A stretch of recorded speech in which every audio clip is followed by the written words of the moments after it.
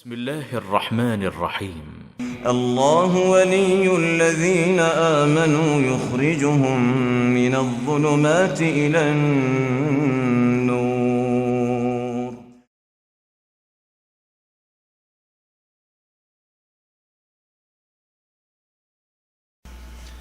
جزاکم اللہ خیر شیخ. اب یہ سوال دوسرا بھی انہیں کا ہے، بھائی عبداللہ ہے بمبئی سے.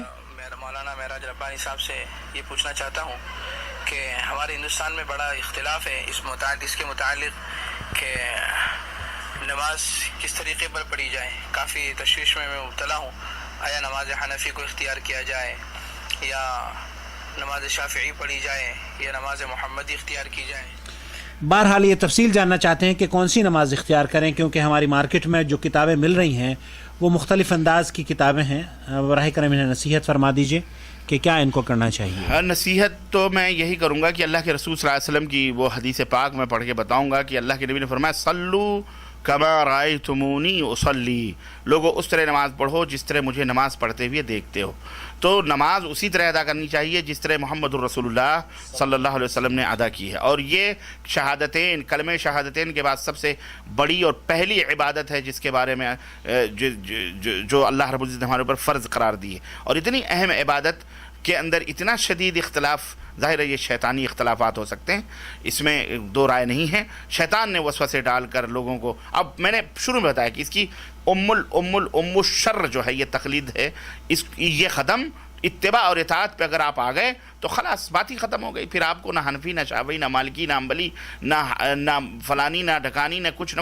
آپ جو نماز پڑھیں وہ محمد الرسول اللہ صلی اللہ علیہ وسلم نماز پڑھیں آپ اس کے مطابق. اب آپ کہیں گے کہ ہم کو کیسے معلوم کہ یہ محمد صلی اللہ علیہ وسلم کی نماز ہے، یہ کس کی؟ الحمدللہ آج کے زمانے میں کتابیں اویلیبل ہیں، موجود ہیں، مارکیٹ کے اندر موجود ہیں. آپ جائیں، پڑھیں، احادیث دیکھیں، سیکھیں. انشاءاللہ تعالیٰ آپ جب حق کی جستجو کریں گے، تلاش کریں گے تو آپ کو حق مل جائے گا انشاءاللہ تعالیٰ. تو اللہ تعالیٰ ہمیں محمدی نماز پڑھنے کی توفیق عطا فرمائے جو محمد الرسول اللہ صلی اللہ علیہ وسلم نے ادا کی ہے.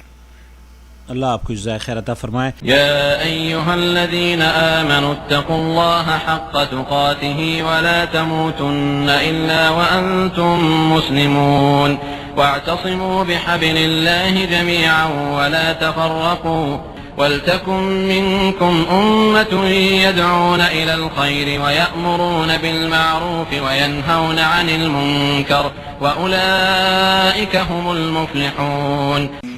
الله ولي الذين آمنوا يخرجهم من الظلمات إلى النور والذين كفروا أولياؤهم